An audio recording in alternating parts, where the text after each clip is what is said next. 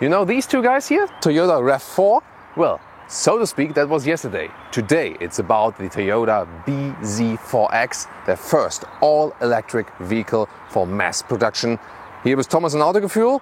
Let's dig into the details. bZ4X or bZ4X, what does it mean? BZ or BZ stands for Beyond Zero, and that's their new electric vehicle lineup. Other models will also carry that name.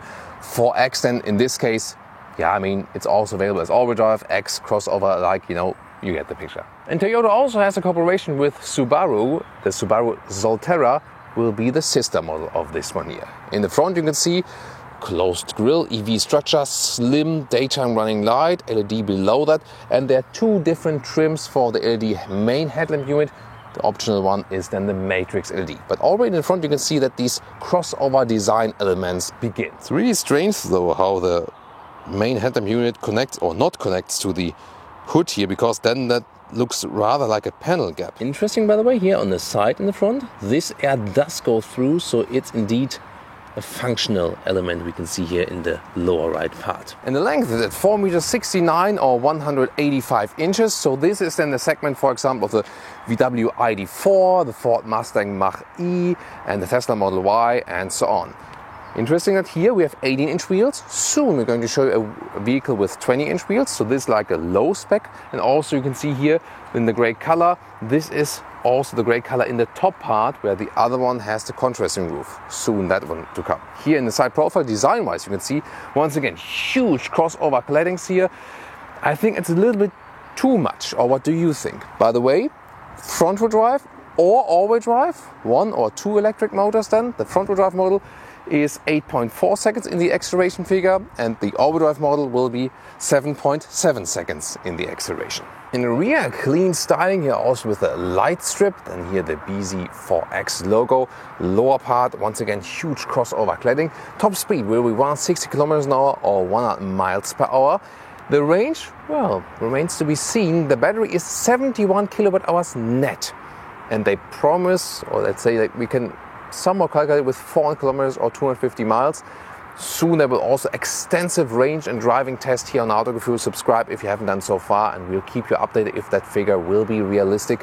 It's our first estimate. Recharging 6.6 or soon also 11 kilowatt AC, 150 kilowatt DC, and 30 minutes to 80% they promise. And here now the secondary vehicle. This one has the black contrasting roof, and here also the higher trim with the 20-inch wheels. Of course it looks sportier with that. However, if you think about dampening comfort while driving, the 18-inch wheels will have a softer ride. Inside of the doors, soft touch here at the top part. However, here a lot of high-gloss piano high-gloss piano lacquer used here. This looks rather cheap. The first seating choice would be this. You have fabric inserts here. They feel actually really nice, really soft. Also right here, and then there's some leatherette on the outside, so already this seat is completely animal free. And this is here the full Softex, the full leatherette seat, so different from the fabric seat we've shown to you, but it has a perforated structure here and really feels very soft, so great material quality. There's also a good sustainable and animal free solution. Seating position, nothing special, I mean, it feels like standard Toyota. That's not a bad thing at all. Definitely similar to a RAV4, maybe, not that large. It feels a little bit smaller actually. Here from the seating comfort, the leatherette is really very soft, nice. It is good, definitely. For a little bit of the fabric from the cozier feeling, but they are both actually fine. Also ergonomics. This one will be controllable, of course, up and down and so on. One wheel is 89 or 6'2". Yes, if you missed it, I measured, me again, and it's obviously a little bit taller than the passport says, so I always have to do like 189 or 6'2" now. Sorry about that. So, and here, some headroom left, although this one here is equipped with the panoramic roof. You can see it here, there we go, either completely shaded, or then there's this split in the middle, like this stays there where it is, but then you can see there's a second opening at the rear part. You cannot completely open it in a way that you can leave air in. It's just a fixed panoramic roof basically. Oh, by the way, here the full Softex, the full leatherette seats are available as it is here in black. Or in the US, also in grey, and in the UK, they're also available in beige, like a brighter color. Interior overview, really interesting. Everything is cleaned up, hardly any buttons left, but gladly for the temperature unit still, soon more to that. That steering wheel is really strange in a way, like this whole thing. There will be the different one, the yoke steering wheel with an open area right here, at a later stage available. And the thing is really, here from this area, it is blocking the instruments, yes, from the view. So in this case, the yoke steering wheel might make sense. However, handling-wise, I always do prefer normal round steering wheels to grab over. They have a reason for that. And here, this is the way it goes up and down, in and out, and so on. Instruments in 7-inch in German base version, for example, 8-inch in most other versions, also standard for the UK, the one you can see here. And then you can see, basically it's just like this, really old school style, rather simplified in 2023 car. On the steering wheel here, this is where you control the instruments. Here then, a volume jog, and I mean, at least we can touch real buttons here. The same also goes for the right side here with adaptive cruise control. Wow, look at that, responsiveness of the map, the best we've seen in a Toyota yet. That's really nice. Check here, you can have all the hotkeys here on the left side, and the speed of the system is actually quite decent. And then you also have the Apple CarPlay or Android Auto connection. It's wireless, by the way. And this is also equipped with the JBL sound system here, the optional one. And the sound is really good. So music lovers need to go for this optional JBL sound system. Really nice. So, but I mean, usually you would use the maps with CarPlay and Android Auto. Most people do that nowadays. But here, it seems that you can even use the car internal map in a way, that is decent. And there's not too much clutter in this infotainment system overall. By the way, I also changed the volume right here. This is also possible.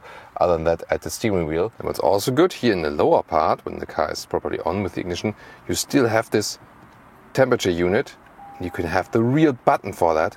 So good to have that still. The other areas then, for example here for the heated steering wheel and so on, or for the heated seats, they are with hashtag capacitive BS though. Interesting lower area here, zoom on to the gear shifter. This one here, it looks like it would be like a solar roof or something inside the car, but it's actually just, like there are gaps in between here, and then you have the inductive charging pad underneath. The shifting lever, look at that. I mean, think like, oh, what's going on here? This is also fixed. The thing is, you have to press it down and then reverse, neutral, P, or down and to D. Too complicated, isn't it?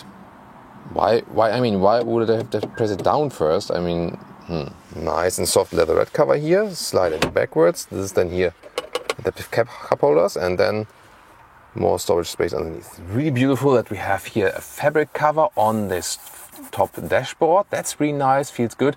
But this car does not have a glove box. And this fabric cover, by the way, is also here left next to the steering wheel. It's actually quite nice. And also in a small area here left next to the screen. Below here, that middle console, you see there are two USB-C chargers, 12-volt power supply, and another storage space. Rear seating, I like they have soft material also at the top dashboard here, and there's enough legroom even if tall drivers are present, so it's no problem. Headroom wise also fits for tall adults, no problem. There's no substantial rear middle tunnel. The bench is maybe a little bit too short maybe, but overall you can easily house 5 tall adults here also in the middle part. Well, that gets a little bit closer with the head, so but it somehow works. Overall, really cozy and comfortable. Indeed, you do already fold the seats from here. In the middle part, you have this armrest, not adaptive, these cup holders, and in the lower part here, you have also seat heating and 2 more USB-C chargers. The trunk area, 450 liters or 28 cubic feet. Here, backpack fits in easily. Well usable overall. This cover here is a little bit wobbly here. You have to secure it like this then. And see, you can fold the seats right here also from the trunk, so that is actually possible. The standard length is a little bit less than 1 meter or 40 inches, so a little bit less there. And see here, the width is here still 1 meter or 40 inches, a little bit less than right here, and a little bit more in this area. The overall height here at 78 centimeters or 31 inches. So overall a well-usable vehicle, no problem as for that.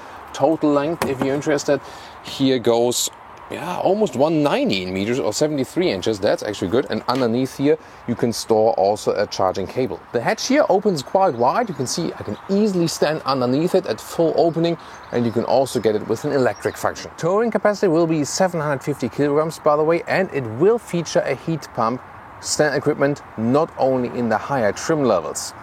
What do you think here about the Toyota bZ4X? Will it succeed?